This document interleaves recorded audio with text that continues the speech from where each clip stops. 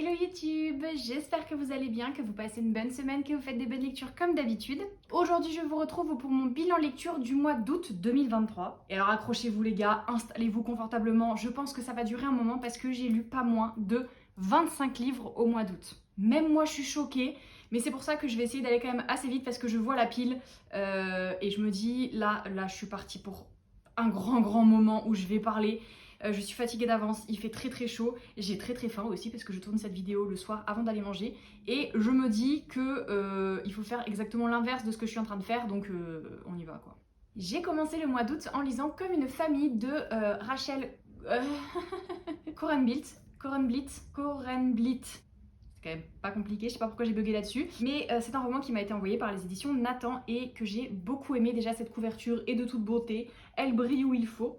Et c'est en fait une fresque familiale puisqu'on suit la famille D'Angelo à travers, alors j'allais dire les siècles, mais n'exagérons pas, à travers en tout cas le siècle et à travers différentes périodes et surtout à travers différents événements assez marquants, que ce soit pour leur famille mais qui font en même temps écho à des événements importants de notre société. Je vous donne un exemple, on commence en avril 1986 et c'est la naissance de la plus jeune fille de la famille, mais c'est aussi le jour où le réacteur de la centrale nucléaire de Tchernobyl explose.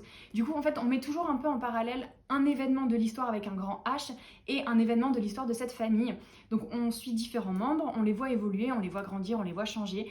On voit les relations entre eux évoluer aussi, c'était très bien fait. De base, moi, je l'ai lu plus par curiosité qu'autre chose, mais j'ai vraiment été happée par le style et par cette famille très particulière qui a, comme toutes les familles, des soucis, des non-dits, des secrets, voilà, des choses qui ne vont pas forcément, mais qui restent hyper soudées et très belles, et voilà, j'ai beaucoup aimé. C'est un roman contemporain qui est efficace, qui est à destination des ados, mais qui pourra aussi plaire à des adultes, parce que je trouve que, vu qu'on a en fait déjà cette plongée dans l'histoire, parce que moi j'étais pas née en 86, tu vois, mais ça me parle quand même un petit peu parce que c'est des événements importants de notre histoire, mais je me dis que des personnes qui l'ont vécu, ça peut leur faire un petit truc, tu vois. Et alors du coup il y a Tchernobyl, mais il y a aussi le moment où les États-Unis rentrent en guerre contre l'Irak, il y a le premier tour des élections présidentielles en 2002, il y a les attentats au Bataclan, il y a le Covid, enfin il y a plein de choses qui ont marqué en fait nos générations et la génération avant nous, et j'ai trouvé ça hyper bien fait. Voilà.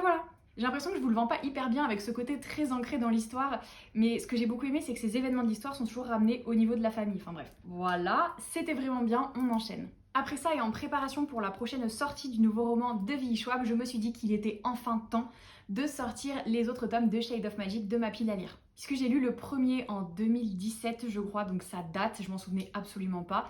Et je n'avais jamais lu la suite alors que j'avais adoré le premier tome. Et là je me suis dit, tu sais quoi, le nouveau livre arrive en octobre si je ne me trompe pas, donc c'est le moment Marie. Donc c'est ce que j'ai fait, j'ai d'abord relu le premier tome, mais c'était presque comme une découverte parce que je vous jure j'avais presque tout oublié. Enfin je me souvenais des éléments de base, je me souvenais des personnages, mais les petits plot twists et tout, non j'avais tout oublié. Puis j'ai lu le 2, qui était donc une découverte, et après ça j'ai lu le 3 qui était aussi une découverte et j'avais oublié à quel point il est énormous, genre c'est une bricasse le truc. Je vais pas vous faire un avis sur chacun des tomes parce que de toute façon je veux pas vous spoiler et ce sera un peu redondant je pense, mais grosso modo ce que j'ai pensé de cette série c'est que c'est très lent parce que l'univers est extrêmement riche, extrêmement complexe et dense.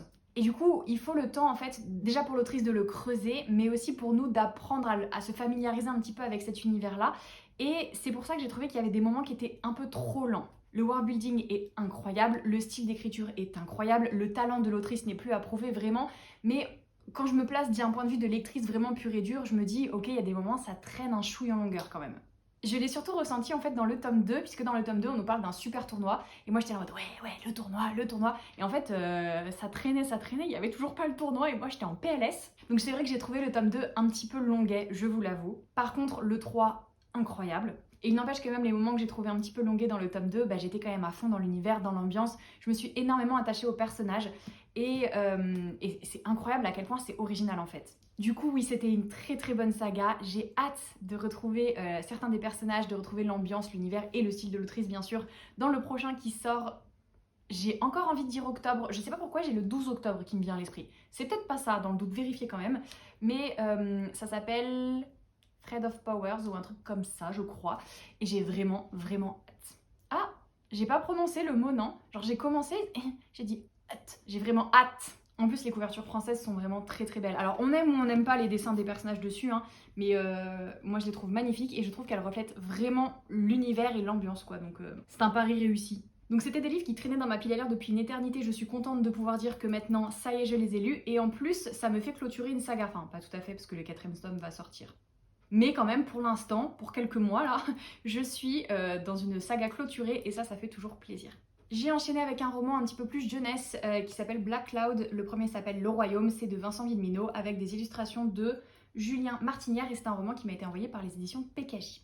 Je dis que c'est un roman jeunesse parce que franchement ça peut se lire à partir de 10-11 ans sans souci. Par contre l'ambiance est tellement bien faite, tellement prenante, tellement pesante que même moi, il y a des moments j'étais quand même un peu comme ça. D'autant plus que le thème que ça aborde, moi c'est un truc qui m'a toujours fait flipper. C'est l'histoire en fait de 3 frères qui vivent avec leur papa dans un coin un petit peu reculé et pas forcément à côté de la ville.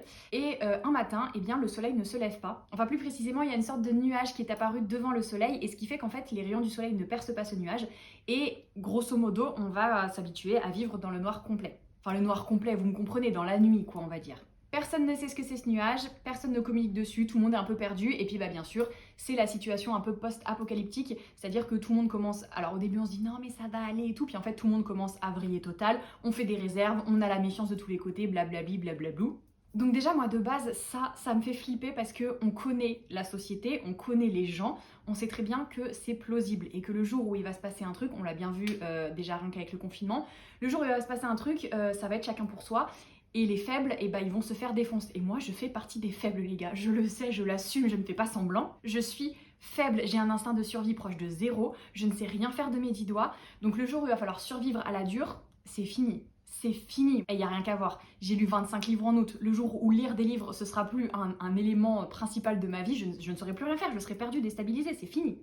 Donc déjà de base, moi ça, je trouve que c'est un peu anxiogène comme concept.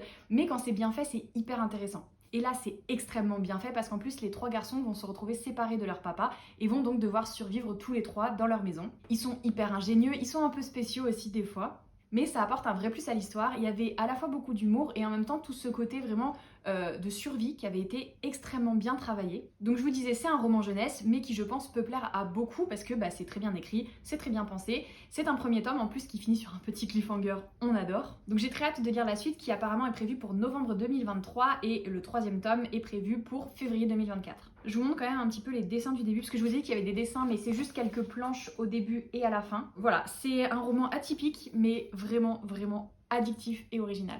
J'ai enchaîné avec mon coup de cœur du mois, je pense, vraiment pépite. Je vous en ai déjà parlé dans une de mes vidéos, bien sûr, puisque je l'ai tellement aimé que ça méritait que je blablate dessus juste comme ça pour lui rendre hommage.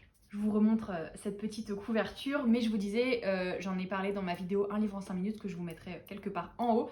Gros coup de cœur en fait, gros coup de cœur, autant pour les personnages que pour l'ambiance, que pour l'intrigue, tout était parfait. C'était en fait le roman que j'avais besoin de lire au moment où je l'ai lu, et c'est une lecture doudou par excellence. C'est l'histoire de Mika qui est une jeune sorcière, elle a 20 et quelques années je crois, I don't remember, en tout cas c'est une adulte quoi.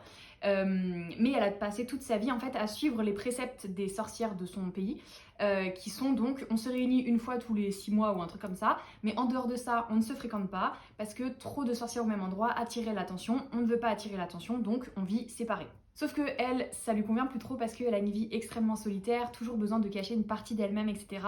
Et tout va changer le jour où elle est recrutée par une famille un peu mystérieuse et un petit peu bizarre qui se trouve être les tuteurs de 3 jeunes sorcières et ils l'ont repérée et ils lui demandent de former les 3 sorcières en question. Il y a d'autres enjeux à cette histoire évidemment, mais en gros elle va mettre les pieds dans cette famille et pour la première fois de sa vie en fait elle va faire partie de quelque chose de plus grand et ça va totalement bouleverser sa vision des choses, ça va aussi lui apprendre plein de choses sur elle-même. C'est tellement beau les gars, vraiment vous n'avez pas idée, c'est aussi extrêmement drôle, très touchant, il y a la petite romance comme ça. Vraiment, je réfléchis, mais je n'arrive pas à trouver un truc qui ne m'a pas plu dans ce livre. Et j'ai vu qu'on le comparait souvent à La maison au bord de la mer céruléenne, et effectivement c'est totalement ça dans l'ambiance, un peu fin de family, avec des personnages un peu atypiques, et puis des personnes qui sont un peu en marge, qui vont se retrouver, franchement, mais lisez-le, n'hésitez pas, c'est une pépite. Et en plus, donc moi je l'ai lu forcément en août, donc il faisait super chaud, mais c'est une lecture d'automne par excellence. En réalité, il fait même un petit peu plus froid dans le roman à un moment,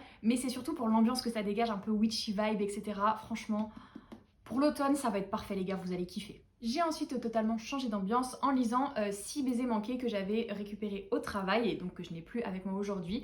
C'est l'histoire de deux personnages dont j'ai oublié les prénoms qui sont en fait, enfin qui vivent au contact l'une de l'autre depuis qu'elles sont toutes jeunes parce que leurs mères sont meilleures amies et elles ont été obligées de se supporter en fait toute leur vie. Grosso modo. Elles sont extrêmement différentes, chacune en plus a des traumas assez forts, je ne rentre pas dans les détails, c'est pas parce que j'ai oublié, je vous jure ça je m'en souviens, mais parce que je veux pas vous spoiler, parce qu'il y a des trucs qu'on apprend quand même au fur et à mesure de la lecture. Mais en gros elles ont toutes les deux un peu des failles, un peu des traumas à surmonter, des valises on va dire. On va résumer tout ça, on va tout mettre dans la valise. Donc elles traînent la valise et c'est pas toujours évident. Et en fait, elles ont cette espèce de tension entre elles. Elles se détestent, mais en même temps, elles se connaissent extrêmement bien. Elles ont toujours été là l'une pour l'autre. Et puis, il y a eu des petits moments de tension entre elles. Et est-ce qu'il n'y a pas des non-dits et des choses qui les freinent? C'était hyper bien, vraiment très très beau. C'était aussi très très touchant parce que, bah voilà, comme je vous disais, elles ont chacune vécu des choses quand même pas évidentes. Et j'ai beaucoup aimé leur relation, j'ai beaucoup aimé ce côté vraiment équipe qu'elles formaient parce qu'il y avait leur mère qui était hyper soudée de l'autre côté et elles sont face à tout ça. Enfin bref, je ne vais pas rentrer dans les détails parce que ce n'est pas vendeur vu que je n'ai ni les prénoms et que je ne peux pas vous résumer mieux que ça. Mais c'était vraiment une chouette lecture avec une romance vraiment mignonne, des personnages attachants, c'était très bien écrit aussi, donc vraiment, c'est validé. Après ça, j'ai craqué pour cette beauté, je vous montre quand même rapidement, mais waouh quoi, juste waouh. Là aussi, ça brille, c'est incroyable. J'ai vu que le tome 2 sortait tout bientôt et je trouve ça trop cool qu'en fait les tomes sortent aussi rapprochés parce que bah, du coup ça te permet de pas oublier ce qui s'est passé dans le tome d'avant et de pas avoir trop longtemps à attendre. C'est d'autant plus utile que cet univers est assez dense là aussi. On est sur une sorte de, alors pas vraiment réécriture, c'est pas forcément le terme, mais un univers inspiré justement des cartes de tarot. D'où le nom tarot, hein, clairement. Il y a des histoires avec justement des familles qui sont représentatives de certaines cartes au tarot. Enfin moi je m'y connais pas assez pour vous en parler. Et je pense que si vous aimez le tarot, ça va vraiment vraiment vous séduire. Et si comme moi vous y connaissez pas grand chose, ça ne vous freine pas parce que ça reste un univers de fantasy incroyable. C'est hyper original, c'est très très bien pensé, c'est très bien écrit. Il y a un côté un peu enquête puisqu'en fait on suit un personnage qui s'appelle Rune, ouais c'est ça Rune, qui doit enquêter sur la disparition d'un fils d'une haute famille et il va se rendre compte qu'en fait la disparition du mec c'est que la partie immergée de l'iceberg, tu vois. Non, immergée? Bah non, au contraire, c'est que la partie visible de l'iceberg. Parce qu'il se passe des trucs quand même très chelous dans leur monde, il y a des gros méchants qui sont très très méchants, et lui il se retrouve au milieu de tout ça. Donc j'ai vraiment beaucoup aimé et je serais curieuse de lire la suite. Par contre, petit disclaimer, je le savais en commençant, c'était pas de l'ado, c'est de l'adulte, c'est classé au rayon adulte. Ce que je ne savais pas en commençant, c'est que ce serait décrit de manière aussi graphique et aussi trash. Parce que je ne vais pas rentrer dans les détails, mais voilà, c'est pas un spoil, parce que c'est dit assez rapidement hein, dans le roman, mais en fait Rune fait partie d'une grande famille, et quand il était plus jeune, sa famille a été décimée, et lui c'est le seul héritier, et du coup c'est le seul survivant de ce massacre, et en fait avant de s'en sortir, il a été retenu captif par des assaillants qui étaient masqués et qui l'ont gardé pendant des heures et du coup tu te doutes qu'ils n'ont pas joué aux cartes avec lui. Donc cette partie-là c'était horrible parce que c'était extrêmement détaillé ce qu'ils lui ont fait. Voilà, je n'en dirai pas plus, mais je pense que ça va en plus revenir parce que forcément c'est un énorme traumatisme pour lui et alors ça crée pas son histoire mais ça a un lien très fort avec son histoire et avec ce qui va lui arriver dans les prochains tomes je pense. Mais moi je m'attendais à ce que ce soit adulte, donc voilà, je savais qu'il allait avoir peut-être des trucs un petit peu dark ou voilà. Mais à ce point-là, je ne m'y attendais pas, donc soyez préparés, il y a d'énormes trigger warnings. Je les mettrai, si j'y pense, dans la description, à côté du titre du livre, parce que peut-être que vous n'avez pas envie que je les dise comme ça ici, parce que ça peut spoiler un peu, même si pour moi les trigger warnings, c'est pas forcément du spoil, c'est plus justement de la prévention. Mais bref, c'est un autre débat. Tout ça pour dire que ce n'est pas de l'adolescent. Ne mettez pas ça dans n'importe quelle main. Voilà, c'est tout. Mais sinon, c'est très très chouette. Je dis n'importe quoi, je suis désolée. J'ai l'impression que je pars dans tous les sens. Après ça, j'ai lu le 5e, 6e... En tout cas, j'ai lu le dernier tome de la saga Assoiffé. Il s'appelle Libéré et il m'a été envoyé par les éditions PKJ. Je ne l'ai pas sur moi parce que c'est la saga que je prête directement à mon amie Caro qui la suit aussi. Et pour être totalement transparente avec vous, j'en ai parlé déjà sur les réseaux sociaux, mais j'aime beaucoup la saga. Les premiers tomes sont incroyables, bourrés de clichés. Tu lèves les yeux au ciel, tu fais oh là là là là, mais tu peux pas t'empêcher d'être accro. C'est hyper addictif. Sauf que je l'avais déjà ressenti un petit peu dans le tome d'avant, ça traîne en longueur. Et c'est dommage parce que ça traîne en longueur et paradoxalement, du coup c'est lent, mais en même temps c'est trop rapide et il se passe tellement de choses qu'au bout d'un moment, moi j'étais en mode ok. Ah, un rebondissement, oui, un nouveau rebondissement. Vous voyez ce que je veux dire? Vous n'allez pas me répondre parce que vous êtes en vidéo. Peut-être que vous m'avez répondu, mais en tout cas je peux pas vous entendre. En fait, c'est ça, c'est le ressenti que ça m'a fait, c'est qu'il se passait trop de choses et qu'au bout d'un moment, il se passait tellement de choses que j'étais détachée. Je suis toujours autant attachée au personnage, j'aime toujours autant l'intrigue et l'univers et tout ce qui a été créé, mais je trouve que ça va à la fois trop vite et en même temps trop lentement, enfin je sais pas. Il y a un problème pour moi au niveau du rythme qui a fait que j'ai bien aimé ce tome-là, mais je sens qu'il est temps que je ralentisse le rythme, tu vois, avec cette saga.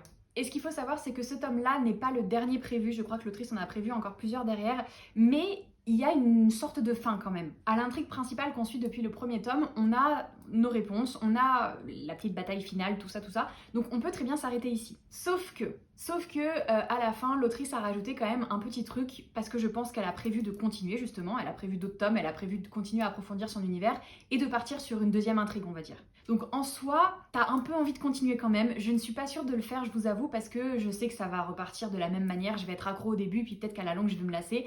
Donc je suis pas sûre de continuer la saga vraiment principale, mais... Et c'est là où c'est très très fort, c'est qu'en fait le prochain tome qui sort, d'après ce que j'ai compris, c'est pas une vraie suite, c'est comme un tome compagnon et ça nous montre les événements qui se sont passés entre le tome 1 et le tome 2. Ceux qui ont lu la saga savent, mais c'est un événement quand même hyper important qui n'a pas du tout été relaté dans le deuxième tome de la saga, qui met en scène un de mes personnages préférés bien évidemment et qui lance en fait la romance. Et du coup, je me dis, ouais, c'est un tome compagnon, ouais, ça va être trop intéressant, du coup, j'ai envie de le lire. Donc moi, j'étais là, en finissant le livre, je me suis dit, non, mais c'est bon, je vais m'arrêter là pour la saga, et en fait, non, parce que je sais que je vais avoir envie de lire le prochain.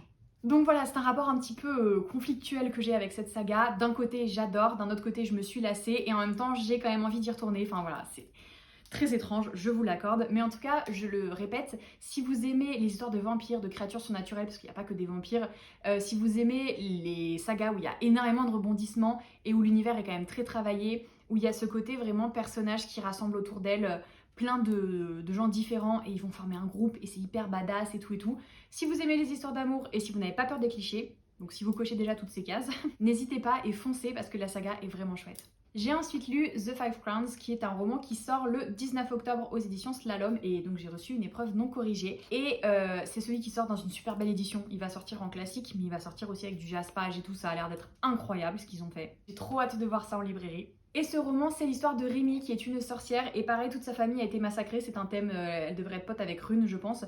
Et du coup, depuis, elle fuit et elle essaie de cacher le fait qu'elle est une sorcière jusqu'au jour où il y a un prince fae qui la retrouve et qui, en fait, a besoin d'elle pour des raisons politiques. Et voilà, ils ont besoin de récupérer des objets et bref, je vous passe les détails, je vous laisserai découvrir ça. On est sur un petit enemies to lover qui passe quand même très vite au lover. Tu vois, le enemies, il est pas très long, on est plus sur du lover assez vite.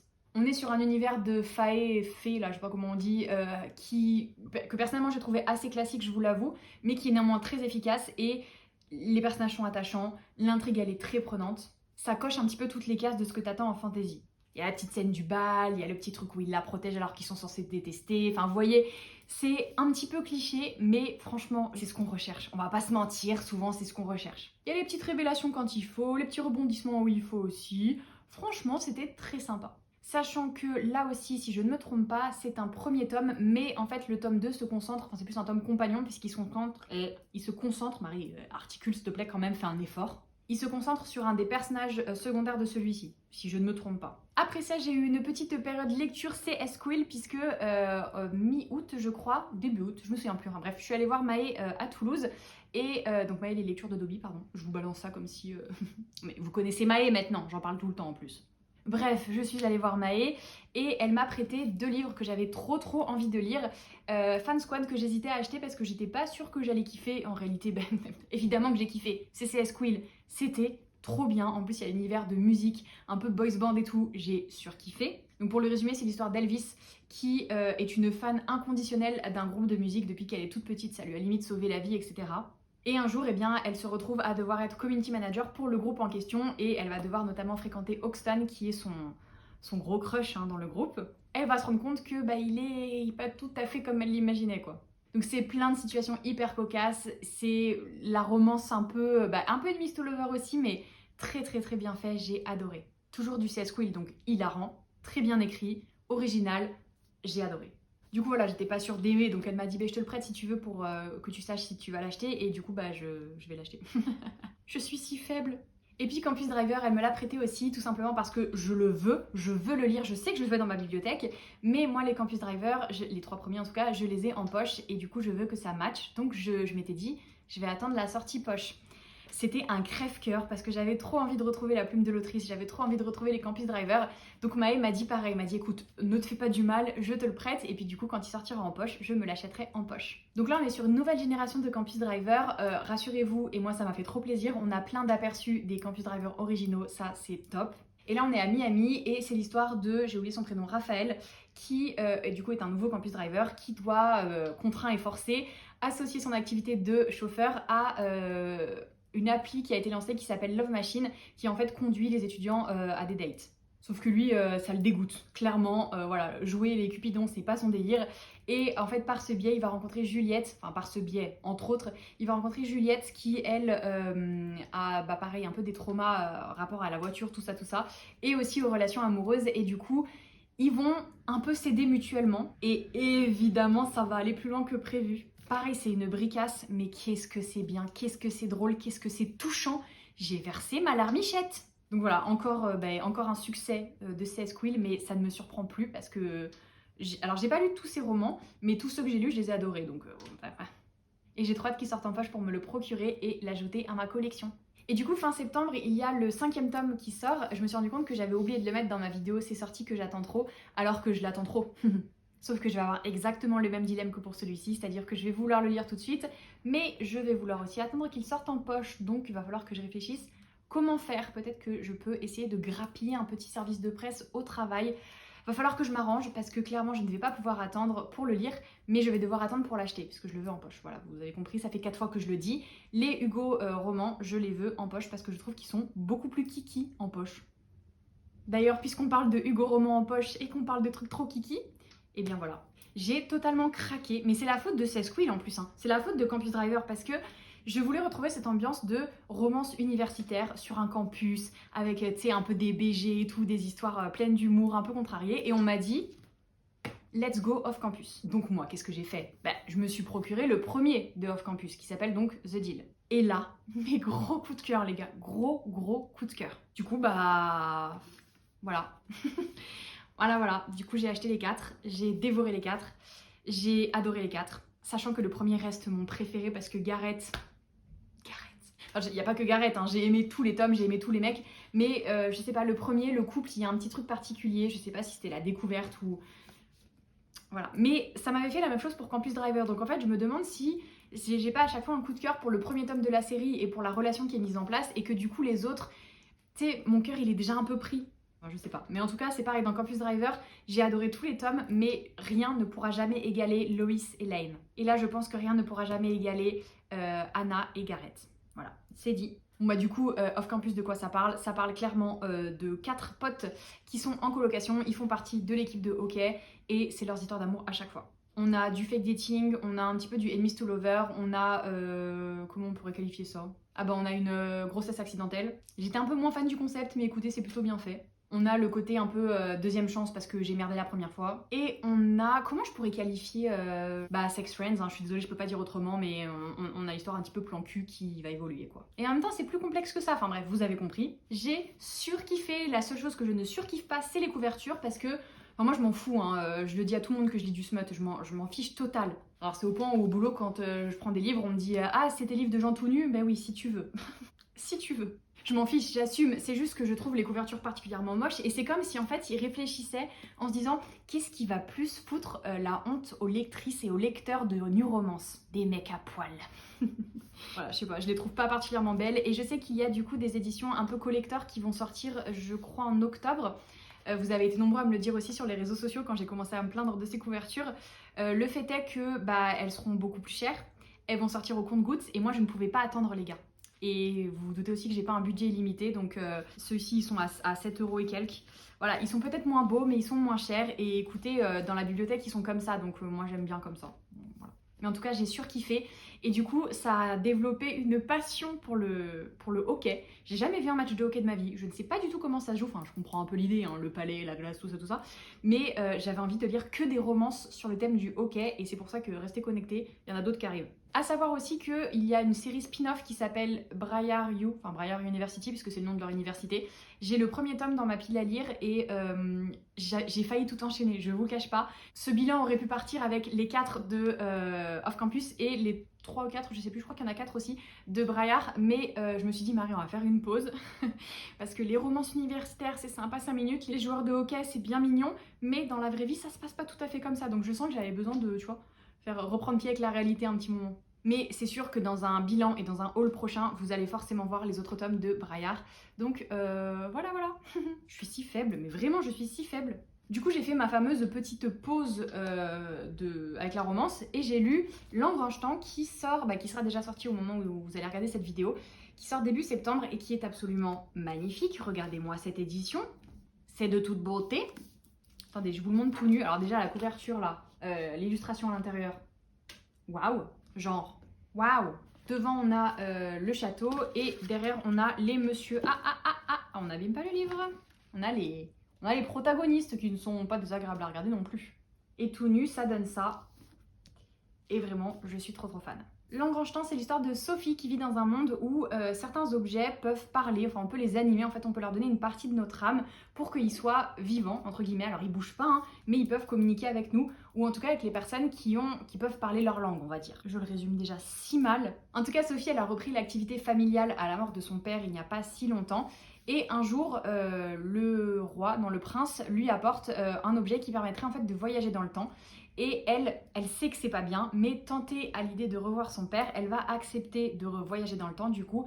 Et Bichette, là c'est le début de la fin pour elle parce que après c'est emmerde sur emmerde. Et en même temps ces petits rapprochements avec la royauté, donc c'était très bien écrit, c'était très addictif. Il y a eu un passage un petit peu lent au milieu du roman, mais l'univers est très original et les personnages vraiment bien construits, donc je l'ai pas vraiment ressenti comme une longueur. Et j'avais pas fait attention, pourtant c'est marqué là, hein, mais c'est un premier tome et je serais curieuse de lire la suite. Voilà, j'ai beaucoup aimé l'univers. On finit quand même sur un petit suspense, enfin pas vraiment suspense, mais plus sur une situation que t'as pas envie que ça se finisse comme ça, donc tu te dis ah bah non, ah non. Donc voilà, je serais curieuse de lire la suite aussi, et en tout cas c'est vraiment un objet livre magnifique. Après ça, j'ai lu Wilderness of Stars, qui est le dernier roman paru de... Non, je sais pas dire son prénom. De Madame Earnshaw, qui avait déjà écrit The Wicked Deep et Winterwood. Ouais, c'est ça, Winterwood. Et celui-ci s'appelle donc Le Voyage de la dernière astronome. C'était un peu déstabilisant au début, je vous le cache pas, parce que j'arrivais pas à savoir si on était dans notre monde, si on était dans un autre monde, à quelle temporalité, est-ce qu'il y avait du fantastique, est-ce qu'il n'y avait pas de fantastique. J'étais vraiment déstabilisée et en fait au fur et à mesure qu'on avance, bah voilà, on apprend un peu plus sur tout ce qui nous entoure et c'était très bien fait. Très addictif malgré que j'ai retrouvé des longueurs, que je retrouve toujours un peu dans ces romans, parce qu'elle travaille énormément l'ambiance, elle travaille énormément les personnages, mais du coup, des fois, t'as envie de dire « Allez, on accélère un chouï, tu vois ?» Mais vous remarquerez que c'est quelque chose qui revient très souvent chez moi parce que je suis quelqu'un d'impatient et que j'aime beaucoup le world building, j'aime beaucoup la construction des personnages, mais j'ai toujours envie que ça bouge et je pense que ça se ressent d'autant plus en ce moment dans mes lectures parce que je suis fatiguée, donc en fait j'ai pas envie, ça me fait du bien mais en même temps j'ai pas envie de lire des descriptions de paysages pendant 4 pages, tu vois. Je veux que ça bouge, je veux que ça me réveille, que ça réveille mon âme un peu morte à l'intérieur, tu vois. Toujours dans l'abus, cette meuf, c'est pas possible. Pour en revenir à ce roman, c'est l'histoire de la dernière astronome qui doit retrouver...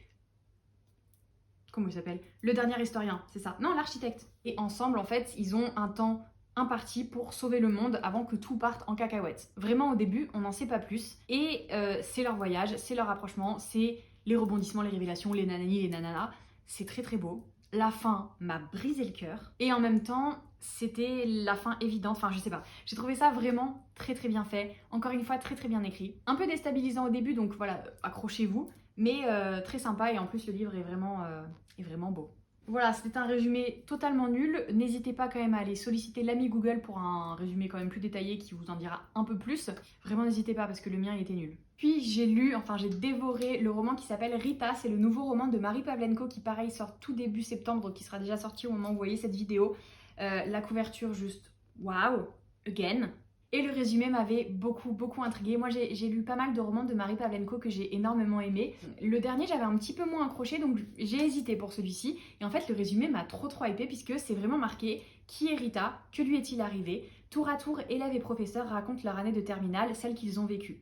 Vigo, l'amoureux fou, Roman, l'ami attentionné, Timour, le copain décalé, Tous brossent un portrait de Rita, une ébauche tendre mais dramatiquement incomplète, car si leurs histoires disent l'amour, le désir, l'amitié, chacun avoue aussi être passé à côté du drame, personne n'a rien vu venir. Du coup, il y a un côté, alors pas forcément thriller, je vais peut-être un peu loin, mais très très addictif parce que tu veux savoir. Genre en fait, c'est fait sous forme de rapport un peu de police. En fait, tu sens qu'ils sont interviewés par une personne et tu remontes la trace en fait vraiment morceau d'histoire par morceau d'histoire, tu reconstitues un petit peu tout ça.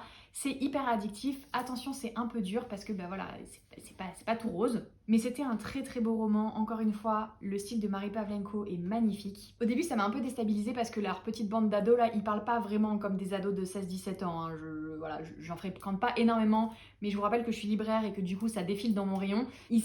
Voilà, ils n'ont pas tous le même niveau au niveau communicationnel, on va dire, que les adolescents qui sont mis en scène ici. Donc il y a un côté un peu déstabilisant au début, mais ça fait partie du charme du roman et ça fait partie surtout de toute cette ambiance qui se crée autour de ces personnages, de ces relations qui nouent entre eux. Vraiment très très beau, très dur, très touchant, vraiment très beau. Voilà, c'est 4 fois que je le dis, vous avez compris, vraiment très beau. Vraiment très beau, vraiment très beau. Après ça, j'ai lu Le Sublime Magnifique. Ouais, direct, je vous montre le jaspage, parce qu'on va plus faire semblant ici. Le jaspage, il est de toute beauté. Et il faut avouer que la couverture est quand même pas mal non plus. Donc j'ai lu Chaos and Flame. Enfin, chaos et flamme, quoi. Bah non, c'est en anglais, parce qu'il n'y a qu'un seul M à flamme. Donc Chaos and Flame. De Justina Hyland et Tessa Gratton. Gratton, je pense. Qui m'a été envoyé par les éditions Big Bang. Je vous le montre tout nu, puisqu'il y a un superbe dessin qui est d'ailleurs très, très important pour l'histoire. Là, je pensais que c'était un one-shot, parce qu'il n'y a rien qui m'indiquait que ça pouvait être un premier tome. C'est un premier tome. Et on finit sur un cliffhanger, mais incroyable, le cliffhanger des familles. Donc j'étais un petit peu dégoûtée, parce que je me disais, ah, un petit one-shot, ça fait du bien. Bah non, je vais attendre le tome 2 comme la bonne pigeonne que je suis. Mais c'était très sympa aussi, puisque c'est l'histoire de... C'est elle qui a un nom bizarre. Darling, elle s'appelle Darling. C'est ça, Darling. Lui, il s'appelle Talon. Et son frère s'appelle Caspian. Des noms quand même que tu mémorises assez facilement. Donc Darling c'est l'héroïne et c'est la seule rescapée du massacre de sa maison. Mais vraiment, je suis en train de me dire, il y a un lien là. C'est quoi ces histoires de maisons massacrées à chaque fois? C'est hyper triste. C'est parce qu'il faut créer le petit traumatisme et le petit terreau sur lequel le héros va s'épanouir. Mais bon, pas joyeux hein. Donc en gros, Darling, elle faisait partie de la maison Phoenix, je crois. Un animal un petit peu badass. Je crois que c'est Phoenix. Ou Sphinx. Il y a un X dedans. Enfin bref, elle faisait partie d'une maison qui a été totalement décimée et elle a été recueillie par la maison Kraken. Il se trouve que son papounet adoptif des Kraken a été capturé, là récemment au début du livre, par la maison Dragon. Du coup, elle s'est dit, moi je vais tous les buter chez les dragons, je veux récupérer mon papounet. Et en fait, ça va pas se passer comme ça parce qu'elle va se faire repérer direct, elle va se faire kidnapper par la maison Dragon et notamment par Talon, qui est donc le prince héritier de la maison Dragon. Et en fait, Talon se rend compte que cette fille, qu'il voit totalement par hasard, c'est la fille que son frère dessine depuis qu'il est tout petit. Son frère qui a des dons un peu de prémonition, et du coup il se dit « Oulala, elle doit quand même être importante, on va la ramener au palais au lieu de la zigouiller tout de suite ». On est d'accord que là, jusque-là, c'est le pire résumé que vous ayez jamais entendu. Mais en gros, c'est l'histoire de Darling, Talon et Caspian, qui au début se détestent et ne se font pas confiance, mais qui vont devoir en fait composer un petit peu ensemble pour comprendre pourquoi elle était dans ses visions, qu'est-ce que ça voulait dire, etc. etc. J'ai trouvé l'univers vraiment sympa parce qu'en fait, au sein de chaque maison, on a des dons particuliers et je sais pas, j'ai trouvé que c'était assez original, plutôt bien exploité. J'ai pas trouvé de longueur dans celui-ci. C'est assez rare pour être souligné parce que vous l'avez remarqué dans mes avis précédents, je suis très chiante par rapport à ça. Donc voilà, non, franchement, c'était une très bonne surprise, une très bonne lecture. Enfin, pas une surprise du coup parce que ça avait l'air vraiment cool. J'ai pas été surprise d'aimer, mais ça a été en tout cas une très bonne lecture. J'ai été surprise parce que voilà, je pensais que c'était un tome unique et c'est pas le cas. Donc maintenant, j'attends la suite avec impatience. On est de retour avec mes hockeyeurs parce que j'ai pas tenu trop longtemps non plus, loin d'eux. Et j'ai commencé par lire Icebreaker qui vient de sortir aux éditions BMR, je crois, donc qui vient d'être traduit en français. Moi, je l'avais acheté en anglais il y a quelques mois déjà. J'ai kiffé. Attention, c'est extra smutty. Genre vraiment, au bout d'un moment, j'étais en mode non mais c'est bon là, on a compris. Moi vous savez que c'est pas ce que je préfère, les scènes de smut, et là j'avais l'impression que c'était du smut pour du smut quoi. Mais au-delà de ça, j'ai adoré les personnages, la relation entre eux, elle est trop belle. Ça aborde des sujets quand même assez sérieux parce qu'on parle de troubles alimentaires, on parle de pression, on parle de relations un peu toxiques et d'anxiété, et j'ai trouvé ça extrêmement bien fait. Mais surtout c'était hyper mignon en fait, la romance, vraiment. J'ai kiffé. C'est un peu cliché, évidemment, mais trop mignon. Voilà, je pense que vous l'avez compris, j'ai trouvé ça extrêmement mignon. Juste attention aux clichés, attention aux smut, voilà. Mais à part ça, c'est une romance universitaire avec des hockeyeurs et le côté un petit peu... bah pareil, fin de family, puisque on a une coloc en fait de plusieurs mecs et je sais pas pourquoi, moi j'adore ça. Voilà. Et après ça, j'ai continué, je me suis dit, vas-y, t'es dans le mood et tout. Donc j'ai lu Under the Ice, c'est le premier tome de la saga qui s'appelle The Player, où de la même manière que dans les autres séries que je vous ai présentées, on suit une coloc de mecs et à chaque fois, je pense que chaque tome va être concentré sur un des mecs différents, grosso modo. Et donc là, on suit Isaiah et Madison. Madison, c'est une nageuse, lui, c'est un hockeyeur. Isaiah va se blesser avant le début de la saison et du coup, il va devoir continuer à s'entraîner. Enfin, en gros, les circonstances vont faire qu'ils vont devoir passer du temps ensemble et ils vont se rendre compte que bah ils se plaisent, même s'ils peuvent pas se saquer. Et du coup, ils vont décider d'être sex friends. Genre en gros, s'envoyer en l'air pour relâcher la pression. Elle a été hyper blessée par son ancienne relation, donc elle veut pas retomber amoureuse. Et lui, il pense qu'il est pas capable de tomber amoureux. Donc ils se disent, ben parfait, comme ça, il y a pas de souci. Sauf que si c'était aussi simple que ça, les gars, ça se saurait. Et il y aurait pas de livre surtout. Donc voilà, c'était très sympa aussi. J'ai beaucoup aimé l'ambiance, j'ai bien aimé les personnages. J'ai un chouïa moins accroché que Icebreaker, mais je pense que je les ai lus trop rapprochés. Parce qu'au final, alors l'intrigue est différente, hein, c'est pas du tout la même chose, mais dans l'ambiance, ça se ressemble quand même pas mal. Et du coup, ça faisait un petit peu redite avec Icebreaker sans qu'il y ait forcément ce que j'ai beaucoup aimé, le côté vraiment très très cute de Icebreaker. Donc j'ai préféré Icebreaker, mais c'était quand même une chouette lecture. La dernière romance du mois que j'ai lue, c'est Le jeu des tricheurs de Anita Riggins, qui me faisait trop envie, mais j'avais toujours le même dilemme, c'est-à-dire que les Hugo, je les veux en poche, lui, il venait de sortir en grand format, mais je n'avais pas envie d'attendre, vous connaissez. Et en fait, j'ai pu récupérer du coup un service de presse au travail, donc je l'ai lu et entre-temps ramené au travail. C'est pour ça qu'il n'apparaît pas dans mes mains aujourd'hui et que je peux attendre la sortie poche. Je l'ai rajouté à ma wishlist parce que maintenant je le veux en poche. J'ai beaucoup aimé. C'est l'histoire de Belle qui est une avocate et qui déménage, donc qui se lance dans un nouveau cabinet à Boston. Et en fait, elle va tomber face au frère de sa meilleure amie qu'elle ne peut pas saquer depuis son enfance. Ils se sont toujours fait des coups un petit peu de travers et ils se sont toujours mis des bâtons dans les roues mutuellement. Et là, du coup, ça ne fait pas exception puisque lui, il est l'avocat de la partie adverse. Et il décide de ne pas lâcher l'affaire et de s'affronter comme ça. Sauf qu'en fait, à force de s'affronter, ils vont se rendre compte que la tension qu'il y a entre eux, c'est pas que de la tension de haine, tu vois. C'était un roman hyper addictif, très bien écrit, il y avait des phrases magnifiques, il y avait des personnages hyper intéressants, bien travaillés, il y avait le plot twist qui te brise le cœur, voilà, soyez préparés. Donc vraiment c'était une super lecture, j'ai beaucoup aimé. C'était je crois mon deuxième roman de cette autrice puisque j'avais lu une romance de Noël que j'avais aussi adorée, qui était hyper drôle, hyper touchante et ça me conforte dans l'idée que j'aime beaucoup son style d'écriture, donc je pense que j'en lirai d'autres d'elle. Après ça, j'ai lu le deuxième tome de la série Monsters, je crois que ça s'appelle. En tout cas, le premier tome s'appelait Seul un monstre et le deuxième s'appelle Jamais un héros. Je vais pas vous faire le résumé de celui-ci du coup parce que bah, ça spoilerait. Mais faut savoir que c'est une histoire de monstres qui voyagent dans le temps et du coup de héros qui vont devoir les affronter. Mais qui est qui en fait? C'est ça la question. C'est ça qu'on se pose comme question tout au long du récit. Non, j'exagère un peu. En gros, Seul un monstre, c'est l'histoire de Johan qui découvre que la famille de sa mère a des pouvoirs. En fait, ils font partie d'une des 12 grandes familles qui ont un don spécial, mais qui surtout peuvent voler en fait la vie des humains pour voyager dans le temps. C'est-à-dire que si tu veux revenir 30 ans en arrière, il faudra que tu prennes 30 ans à quelqu'un. Ou un an à quelqu'un, faut envoyer, bref. Et du coup, le fait de voler la vie des gens, ça fait d'eux des monstres. Et la vie de Joanne devient encore plus compliquée quand en fait elle se rend compte que le héros, c'est-à-dire leur grand adversaire qui s'amuse pas vraiment, mais qui décime tous les monstres et qui décime notamment sa famille, eh bien c'est son petit ami. Et à partir de là, c'est vraiment un dilemme moral en mode qu'est-ce que je fais? Est-ce que je sauve ma famille? Mais du coup en faisant ça, j'ai besoin de voyager dans le temps, donc je m'attaque à des innocents. Et en même temps, on est des monstres, est-ce qu'il a tort? Mais en même temps, il massacre vraiment tout le monde et en même temps, je l'aime. Enfin, vous voyez, c'est plein de choses comme ça. C'était hyper addictif, un peu compliqué aussi parce que du coup il y a ces histoires de voyage dans le temps, de si t'es là, oui mais si tu dis ça maintenant, est-ce que ça va modifier ça? Enfin, typique des voyages dans le temps, tu vois. Mais paradoxalement très bien mené, pas trop perturbant non plus, hein, voilà, je vous cache pas, j'ai pas non plus des neurones hyper développés et pourtant j'ai réussi à tout comprendre. Et le tome 2, je vous dis pas ce qui s'y passe parce que c'est un gros spoil sur le tome 1, mais je l'ai trouvé tout aussi addictif, presque plus addictif je pense. On retrouve des personnages qu'on a kiffé dans le tome 1, enfin j'ai adoré, vraiment j'ai adoré. On approfondit l'univers, on approfondit les personnages aussi, c'était vraiment top. Et maintenant, j'attends le tome 3 parce que je pense que ça va envoyer du pâté. En plus la couverture, elle est magnifique.